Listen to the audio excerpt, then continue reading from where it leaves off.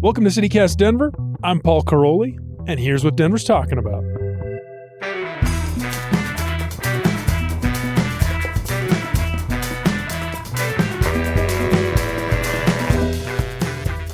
Welcome to CityCast Denver, the show about the state launching a special NFT for its 150th birthday this year. That's right. Governor Jared Polis announced this week Colorado is so ready to hop on the biggest trend of 2022. I was like, now?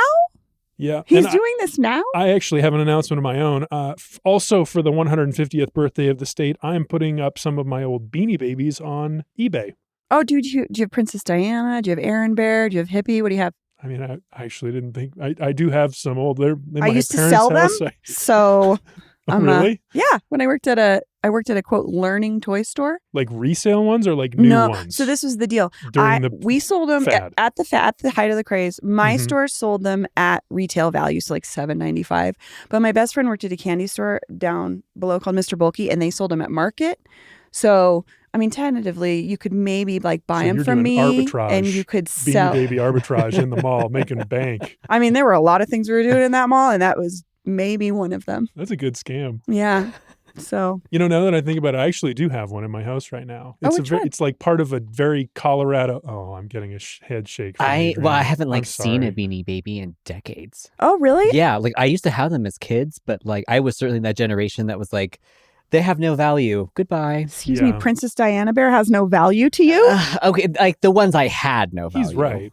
They're not. They don't. I mean, no, they really don't. You go online. There's no way. I don't know that, but there's no way. No, and also there's I think there's a documentary about the TY or the Thai company, and that guy just like ripped some lady off, of course, and made $1 billion out of it. But yeah, they're not worth anything. Much like NFTs. So good that we're finally doing NFTs at the governor's. I'd rather have a commemorative Beanie Baby than a NFT. And they've restarted making them. They do them in babies? Yeah, they're like a slightly different style, but my son has some. And this is for the 150th anniversary. The 150th, the semi-sesquicentennial. Got it. That's not right, but yeah. I don't know how to say it. I've never learned. I won't. We don't need to. I refuse. It's fine. Well, it's Friday. We're looking back at a big week of news, from the latest twist in the fight over Tina Peters and Governor Polis's precarious position at the head of his party here in Colorado, to a massive strike planned at the JBS meatpacking plant up in Greeley. I'll also mention we are coming to you on video, taping at the beautiful Dude IDK Studios in 5 Points. Bree Davies, you've heard her voice already. She's here as usual on Fridays. Bree, hey, do you have Hi. Do you have any birthday feelings for the state, the 150th?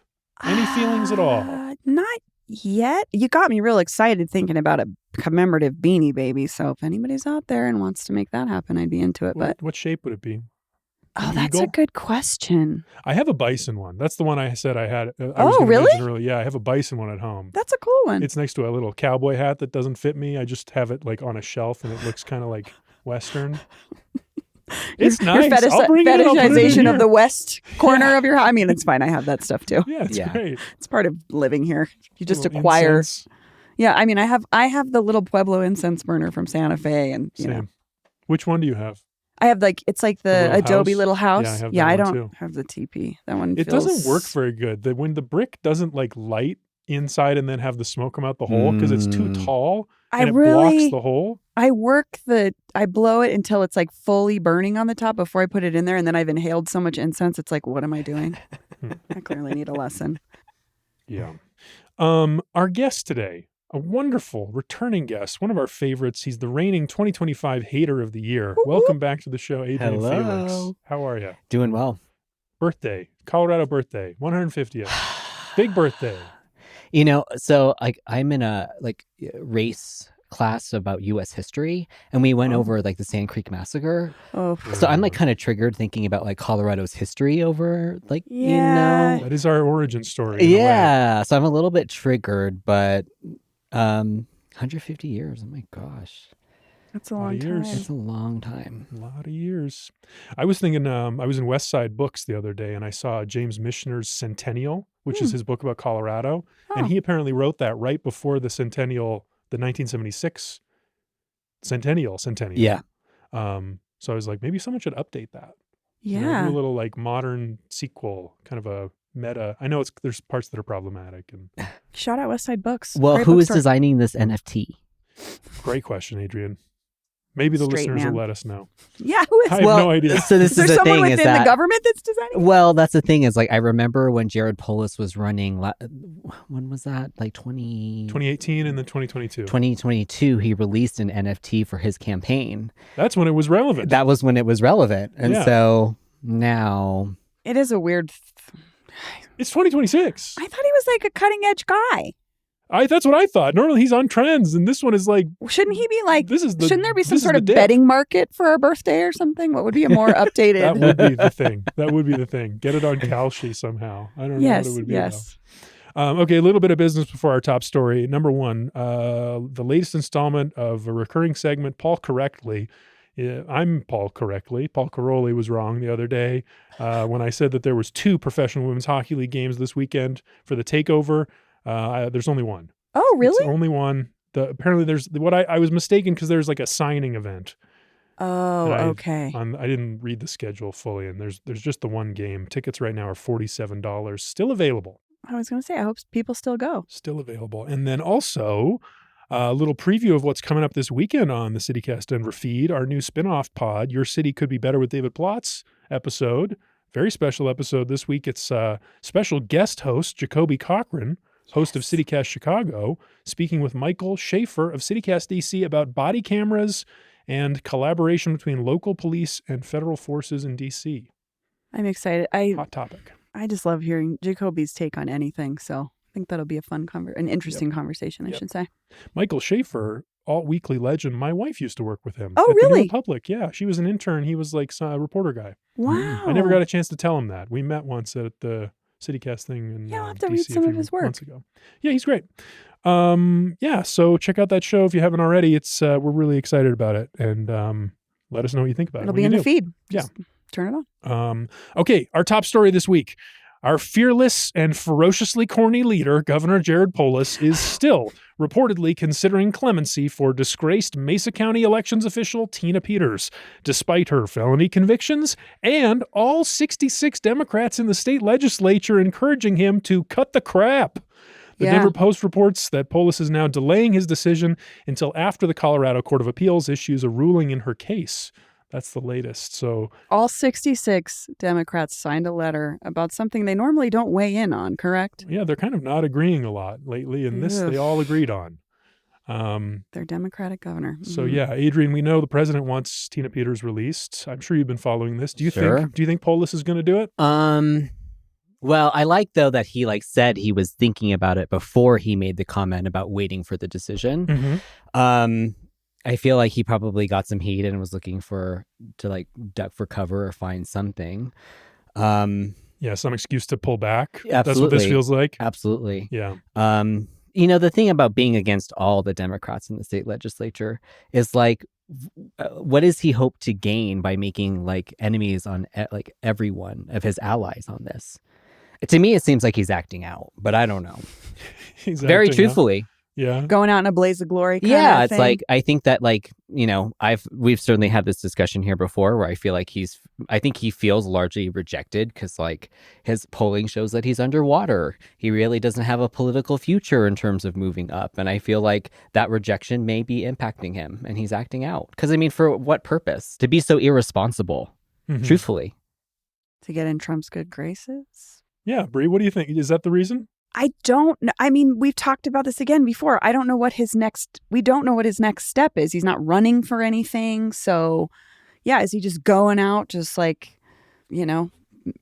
off? This is who I've always been, which some people would argue is true. Which is what I would say. Yeah, absolutely. I think other Democrats, obviously, 60s, all Democrats in the State House signed this letter. Clearly he is not in... he's not driving with his own party. So what is the other, what is the other side of it? To appease Trump? I don't know. We've talked about this. Is he looking for a cabinet position? I just don't, I don't understand. Not with Trump. Yeah, that's true. But then what is he doing? Even then, what Democrat would trust you when you're the type of person to go against every single other person? Why would anyone take that seriously if you're thinking about moving up? That's what doesn't make sense to me about that, because it just shows this person is quick to make enemies or, again, be irresponsible. Well, I mean, irresponsible to you. I know you disagree with him. You've criticized him in the past. Yeah. I think the Polis defender might say, and this is my analysis, I am not this person. The Polis defender might say he is sticking with his conviction. He is his own man. He does not cave to the majority opinion. When he believes something is right, he will fight for it, even when he is against a large group. That statement, though, that he put out on Twitter, that didn't feel so strong. It was just I don't know. I think this is kind of wrong based on another unrelated case. Yeah, and he's thought that the 9-year term for Tina Peters was harsh. She's a 70-year-old woman. It's not a crime of violence that she committed. He thinks it's harsh. Where I guess I disagree is that to say that this is coming from a place of conviction, this benefits no one in this state. And that should be his job ultimately as governor, is about the people of this state and to weigh in on this. And then again, what I find to be so irresponsible was using Senator Hawkes Lewis' story, which is to me not comparable at all. There are certainly felonies, but that doesn't equate all felonies. Yeah. Hawkes Lewis was not trying to tamper with election devices to prove the big lie that Trump won the 2020 election. Yeah, that's to make herself look better. I mean, it wasn't right. The equivalency is so flimsy. It was so very flimsy, weird, and to me that is irresponsible. So for him to have used that, who he says is his friend, which I do believe, to justify this kind of action, that again, that benefits no one in Colorado. None of us benefit from this. The only person that benefits... Is he going to start looking at every case of someone that seems to be too old to be in prison? Because I'm sure Tina Peters is not the only person who is in prison who is, over the age of 70, who maybe even committed some sort of petty crime. Right. That'd be a good reporting project. Who are those people? Yeah, because he would say he reviews clemency applications. Well, but I mean, even then, I want to say that Kyle Clark had done an analysis in terms of what this case looks like all the other clemency cases he's done, and this one is a complete outlier. Yeah, yeah. I mean, then that points you to some Trump. The pressure from Trump has probably got something to do with it, because that's what makes it feels different. Anyway, there's another piece of this I wanted to talk about that I didn't see anyone talking about, which was the actual letter that all 66 Democrats in the state legislature sent. Yes. So it was being reported as if it was we are all angry at you. Stop talking about releasing Tina Peters. This is a terrible idea. You're being a bad governor. The quotes from the actual letter that I read in the Denver Post. The lawmakers noted that Peters' estimated parole eligibility date is November 2028. Which they said would amount to an appropriate term, quote, for attempts to tamper with and sow discord around our elections. So she was sentenced in October 2024 to a 9-year term. And they're saying her parole should be considered after 4 years, which is less than the 9 years that she was sentenced to.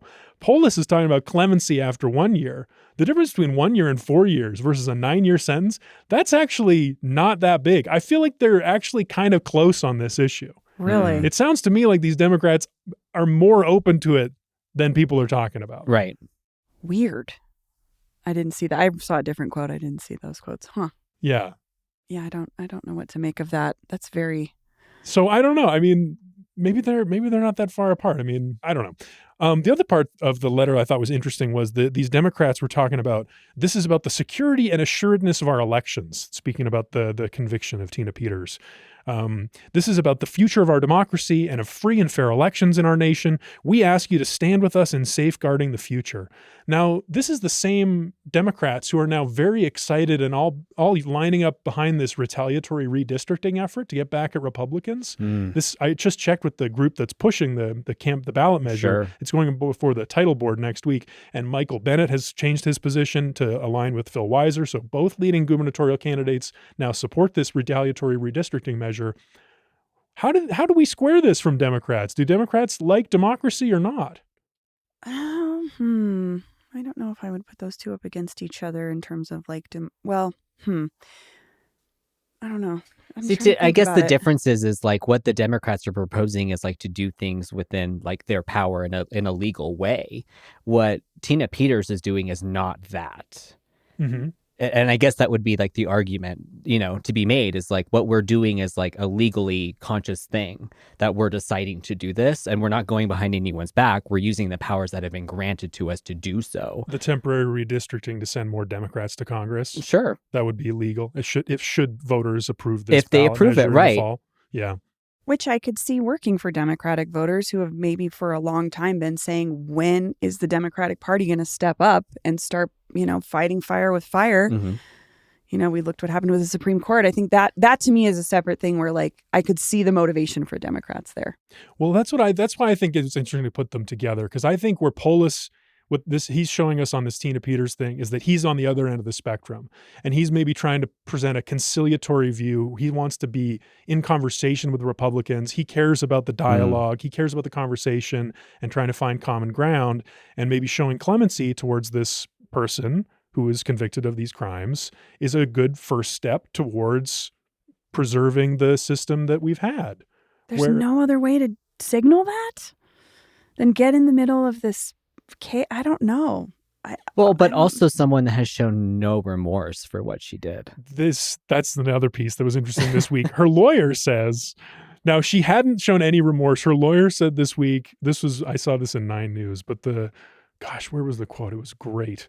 Yeah, so the lawyer, this guy Case, said on KHOW on Monday, "We can't reveal what Tina's true feelings are about her actions and why she did what she did, and what part of that she regrets, because she could have made a different decision. But yeah, she, of course, anyone has second thoughts about what they've done, and in that respect, has remorse."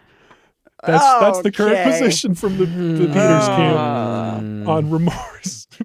I would love to hear that come out of her own mouth. Yeah, I would love her to go on not. camera and say, you know what? That's the quote. I think like a lot of these folks, she loves being a villain. I don't think she's ever that's like a villain to Democrats, a hero. Yeah, she likes trolling the libs, you think? She's got this John Waters villain thing. If you've ever seen Crybaby, there's this character named Hatchet Face. I'm going to sound terrible when I say this, but she just has this Face? Yeah. Okay. I need to do my homework here. She just has this it's just kind of like an old school scoundrel villain vibe. I think maybe that video, I'm thinking of that video of her just pushing the other lady in prison. Awkward sort of. Or when she tried to kick the police officer. Yes. Oh my God, Tina. What are you doing?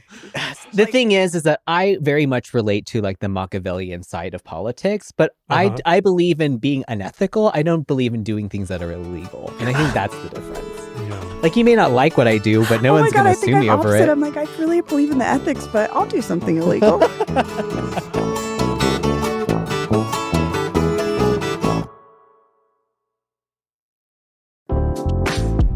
Hi, I'm David Plotz. I'm the CEO of CityCast, a podcast network that includes this show you're listening to, and also 12 other CityCasts in 12 other cities. And each one knows their city as well as your local team knows yours. So isn't it time we connected them? Don't you want to know how they're tackling their bike lane problems and housing challenges and sidewalk dog poop crises? That's why I'm hosting a new podcast called Your City Could Be Better. Because it could be. Every week, I'll chat with a different host in our CityCast network about what their cities are doing right and wrong, the weird things they're trying, and the surprising successes, so that we can all learn how to make our cities a little bit better. Listen to Your City Could Be Better on YouTube or wherever you get your podcasts. Hey, did you know CityCast Denver has a perks program? Every week, we're highlighting some standout deals from our favorite businesses in town to help you support local and save some money. It's a win-win. Here's a highlight from this week. Coming to Denver or planning a staycation? Reserve your Mile High Experience box with Green Door. Choose edibles or flour, plus Colorado-made snacks and travel essentials, ready for pickup at our trusted local dispensary partner. Everything you need to elevate your trip and enjoy local experiences. And you can use our code DENVERPERK for $10 off. These businesses are offering deals to CityCast readers and listeners because they know you're the most engaged and passionate Denverites. To see a full list, just visit denver.citycast.fm/perks. It's a great way to check out new restaurants, shops, and events in your city without breaking your budget. And I love that for you. And by the way, if you have a local business, you can offer your deals on our perks page too. Visit denver.citycast.fm/perks to learn more today. Okay, last thing on Polis. You're talking about how unpopular he is, right? And how he's underwater on the polls. He sure is. Lori Weigel, who leads Newbridge Strategy, I saw this in the Colorado Sun, said no Democratic politician in Colorado has had a higher favorability rating among Democratic voters in the past 2 years than Polis. While his numbers are lower among younger Democrats and Democrats who identify themselves as very liberal or socialist, perhaps some of them are sitting with me now. Perhaps. They're still relatively strong, speaking of his poll numbers. He won landslide elections. Is the anti-Polis talk just a Twitter narrative and real people actually still like him? No, we're annoyed and we're very thankful for term limits. We, the socialists, the young people. Very liberal or socialist liberals in Colorado. Psychotic lefties. 100%. Yeah, totally. Like I said, Machiavellian, like villain, lefty. But at least I'm not doing things that are illegal. What do you think, Bree? Do you think the anti-Polis sentiment is just like a Twitter narrative right now? I mean, I guess it's really. I don't remember what the demographics are of that last election. To be honest with you, is it people? Generally, it's voting in general skews older. He won by 20 points. Okay. In 2022 over Heidi Ganahl. Over Heidi Ganahl. I would too. Well, he if was I up against spent, Heidi Ganahl. Well, I would too if I spent $5 million. Yeah, there's a lot of factors here that like. I don't know. I mean, we're also watching. This is true of all time that we're watching politics change over time. But I think that I mean, I hate to bring up Mamdani again, but like you're seeing different shifts among the left across the country. And Polis has. I mean, I will say from like a lefty perspective, he codified abortion. Like that's kind of like absolutely. A ginormous check. Yes, absolutely. Where you're like.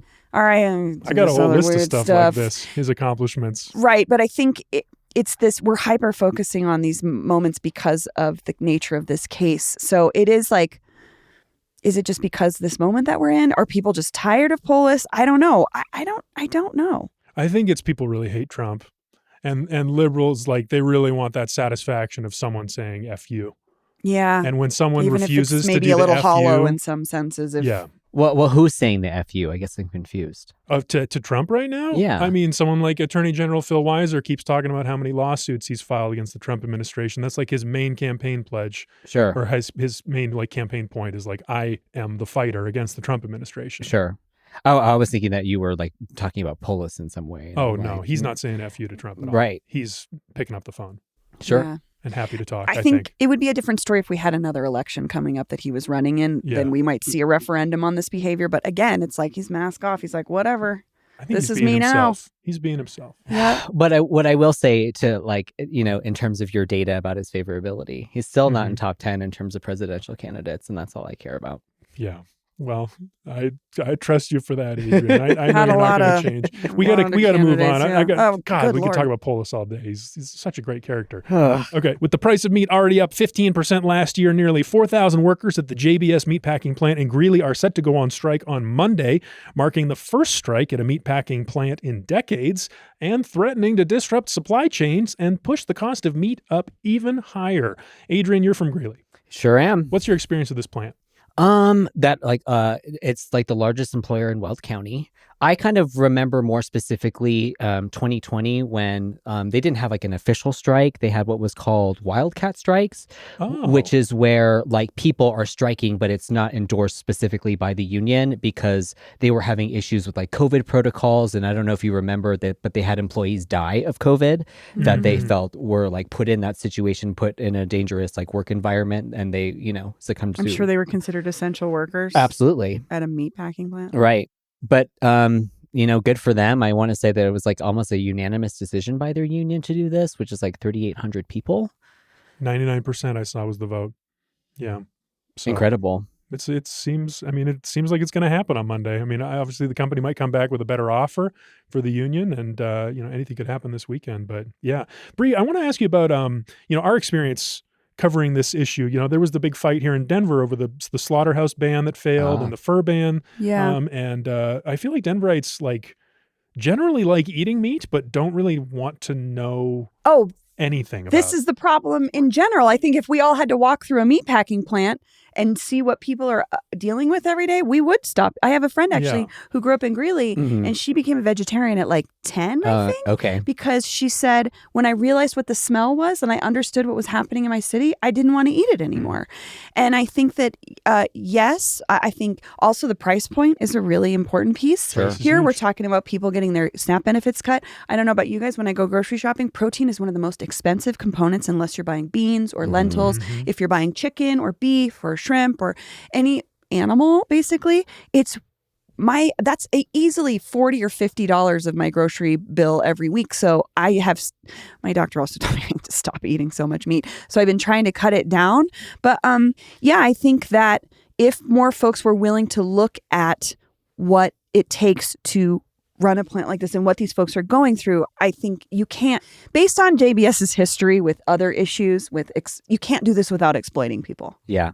Because who else is going to do this job? People that are really desperate to make a better life. So I've had family work in like the meatpacking industry. And so some of like the training and things that they have to see, they find it like triggering, I think, in the beginning. And then because like my mom said, they had her watch a video of like what it looks like to like slaughter multiple cows at once. And she was like triggered for like an entire week, but then had like gotten over it. But she's also dealt with issues where like this woman called in because there were chicken feathers in her chicken. And she was upset that she had to explain to her child that chicken comes from chickens, and that it was like a very traumatizing situation for the little girl. It's a very complex and scary thing. I've never seen slaughter, but I've had my friends tell me plenty of stories. Yeah, I'm definitely one of those people. Yeah. I am absolutely one of those people. Does the labor dispute change that, though? Are people going to be more interested in thinking about this in terms of the labor than they were in terms of like the animal welfare? Well, from what I saw in terms of like what their actual complaints are, is that JBS is making the union pay for equipment that contractually they have to pay for. Protective JBS gear. Right. Make it safer. Right. And so I don't see a lot of the complaint being about what it is that they do. It's more of like the contractual obligations to each other that, is the issue. And wages. Sure. They want higher wages. Of course. They're doing a job that most of us would not willingly want to do if we had other choices in life. And for a lot of folks, this is the way out. So the question of who the folks are gets us into the political intrigue, which I want to talk about a little bit, because there's some dots here that I want to connect, because I don't know if I see it. I don't see how all these pieces fit together. Number one, there was a lawsuit at some point in the last couple of years. I was reading about this in Civil Eats, that JBS was being sued because they recruited like specifically people from Haiti via social media ads that promised like great places to live, great places to stay in Greeley. And then once people showed up, according to this lawsuit, more than 100 Haitian workers were staying at a 17-room motel that when it became too crowded, apparently 40 other workers were moved into a 5-bedroom house which lacked furniture. They bought blankets to sleep on the floor. So people were being like lured by these ads of promises of great jobs and then not having any of the perks and benefits in life that they were promised. I mean, that's not even perks. We're talking about basic quality of meeting basic quality of life standards. Show me the home that the CEO of JBS lives in. Right. Like, I mean, this is every corporation. Again, this is what I'm talking about, the exploitation component of it. It can't happen without exploiting people. And at the same time, JBS is a giant donor to the Trump administration, the biggest donor to the Trump-Vance inaugural party thing, $5 million.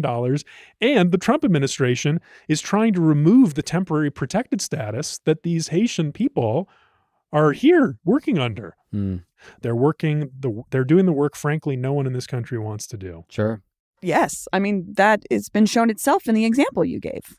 And I feel like, though, that's very exemplary of both not just the meatpacking industry in Weld County, but also oil and gas, is that they kind of get away with what they want because they're providing jobs, and they certainly exploit the workers.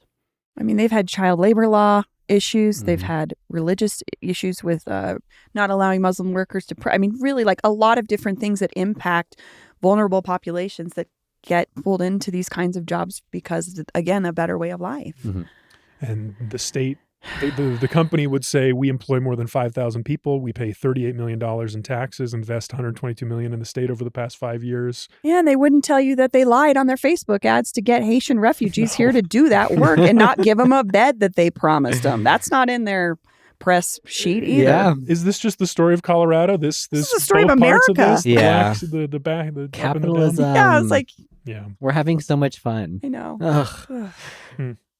Okay, well, I think that says it. We'll be watching the strike as it plays out. It's supposed to start Monday morning, and then, beef prices, what's going to happen there, what's going to happen to these people, we'll be watching.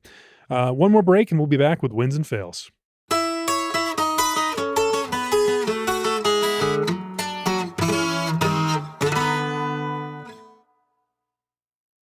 All right, we're back. Wins and fails. Best way to end the week. Each of us brought a recent local something that we think is a win and another we think is a fail, and we're going to talk about them. Rocky Mountain highs and lows, we sometimes call this segment. Adrian, you want to start with a low?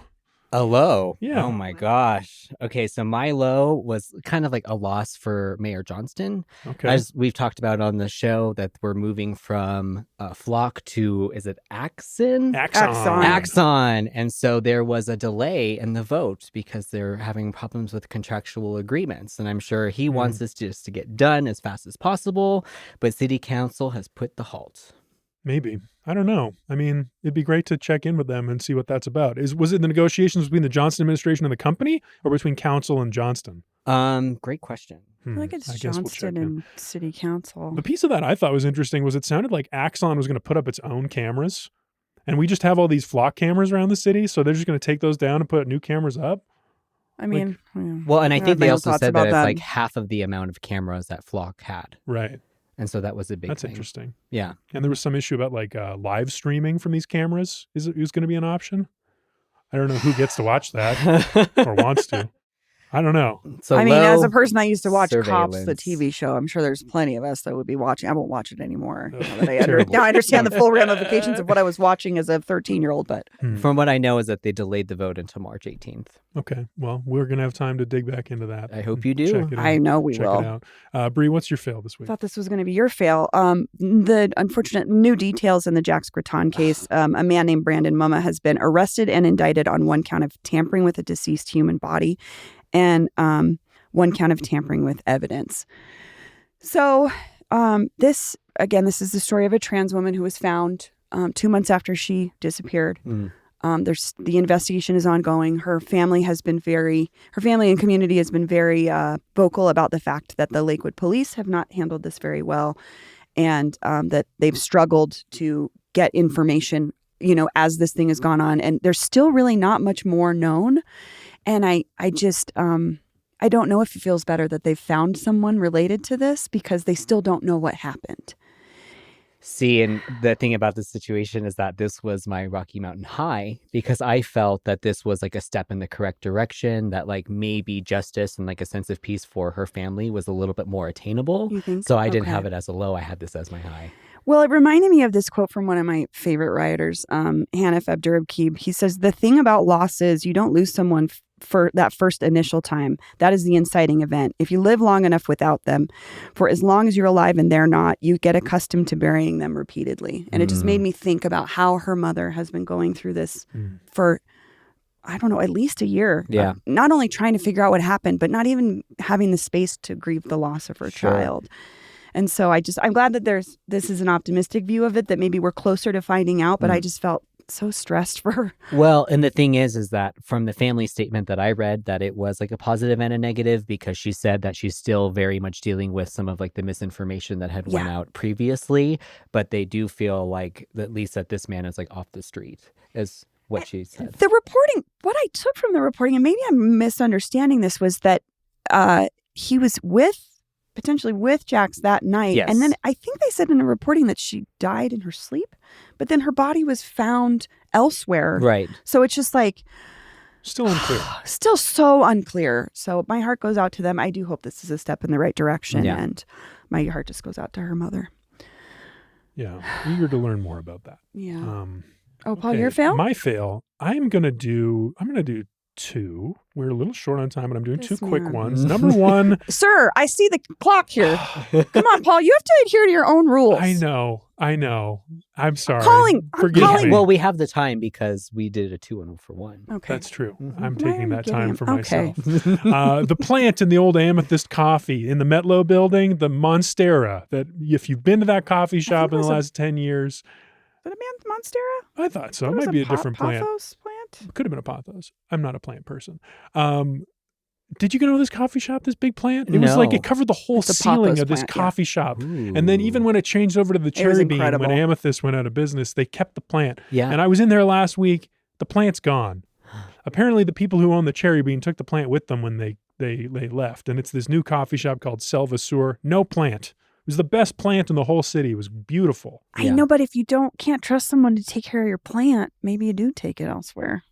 Well, I don't know. Well, and I think monsteras are kind of tricky. I mean, I kill near every plant. I was like, my monstera's taken up half my house at this point. But really? Yes. They're beautiful plants. Yeah. So. Okay, let me give you my other fail.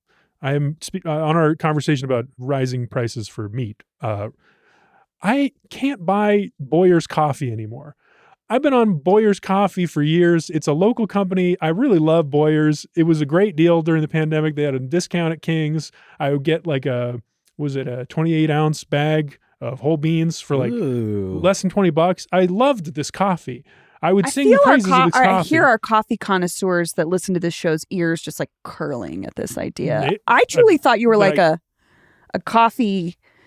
What, like a third wave? I'm buying specialty bags at the... I mean, I like those when I can get them. But really, I was a Boyer's guy. For my daily pot, I was buying Boyer's. They just raised the prices so much that I started feeling terrible when I would buy it. It was $29 for this 28-ounce bag. And it's local? Then I look over at the Kroger brand, and it's like $20. And I'm like, I'll just buy something else. Well, I'll tell you, I mean, someone determines those prices. And I will say, I have bought other local products at King Soopers that are cheaper in other stores. So I should check other stores. Maybe I might send a little note to King Soopers and ask them what's up. Kings, lower the prices on Boyer's coffee. I'm just saying. I drink Sport Tea, and it's a local company, and theirs is $2 to $3 more expensive than Whole Foods. So see, I'm the person that wants my coffee to taste like candy. So you don't ever want to give me expensive coffee because I'm going to ruin it. It's the same thing with steak. I don't want medium at all. I want that thing dead. I'm with you. Well done. Oh, I'm the opposite. I like it mooing. So don't take me to get steak because you're not going to be happy. Interesting. Okay, let's go another win. We heard your win, Adrian. Yeah. Mm-hmm. Bree, do you want to give us your win? Oh my God, this made my week. Patty Calhoun, editor of Westward, had mentioned this to us sort of, I think, off mic a couple weeks ago. There was a dump of memorabilia from the Racine's good friends, Dixon's restaurant people, to Lee Goodfriend, one of the former co-owners of this group of restaurants in Denver, shared a bunch of menus and reviews and best of awards and all kinds of things for her restaurants and gave it to the archive at the Denver Public Library. I've emailed in, I want to go see this stuff, but it just brought back so many fond memories, and I loved Racine. I've talked about this so much. It's one of my favorite restaurants, but it's from a bygone era of Denver, and to get to see that stuff again would be so exciting. And I just love that it exists. And also what's cool is DPL's trying to put together a bigger archive of our restaurant story in Denver. So it's not just that they have those pieces. I know they have I've seen some cool stuff from the Lotus Room, which was an old restaurant here that I ate at as a kid. And I just love that exists. It made me so happy. Yeah, that could be cool. CityCast Denver listeners, get out your bingo cards for the Racine's mention today.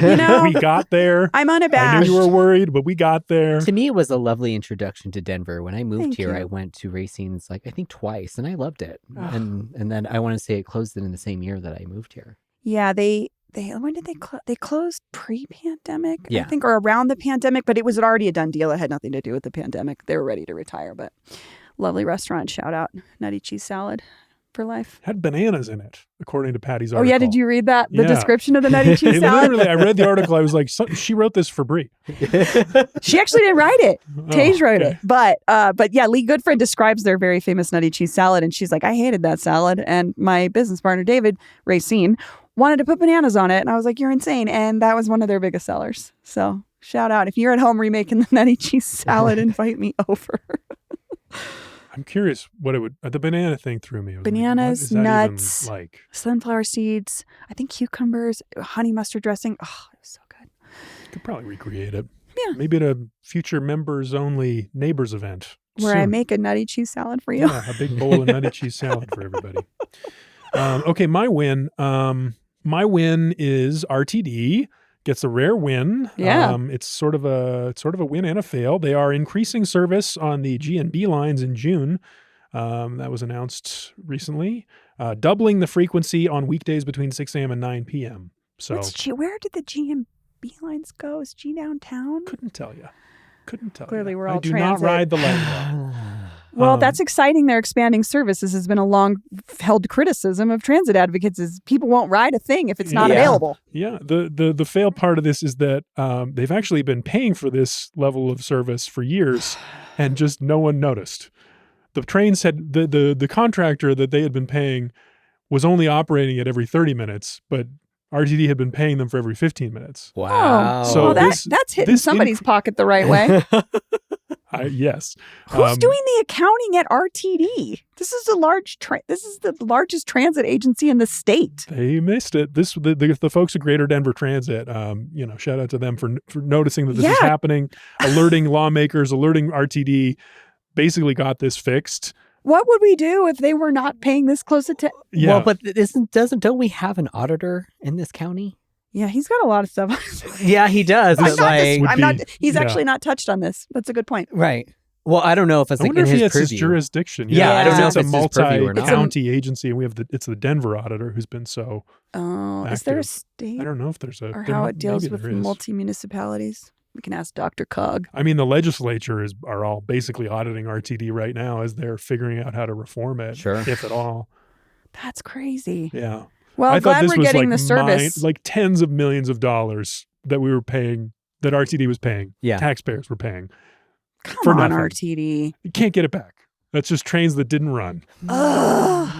That's a big fail. Good job. That was, I guess, my win, I said. For some reason, I said that was my win.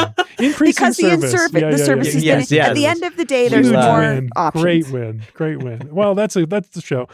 Thanks everyone for listening. Thanks for joining us. Adrian, Bree, so good to do this as always. See you all next week. Thanks, guys. That's all for today here on CityCast Denver. Our producers this week were Olivia Jewel Love and me, Paul Caroli. Peyton Garcia and Adrian Gonzalez write our morning newsletter. Bree Davies is our host. Adrian also helped out with post-production work this week.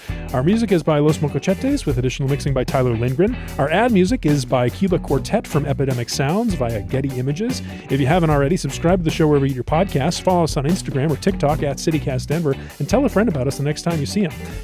Thanks to all the new neighbors who've joined the membership program recently. You too can support the show and get great perks by becoming a CityCast Denver neighbor today at membership.citycast.fm. Sign up for that newsletter I mentioned and learn more about us at denver.citycast.fm. See you next week.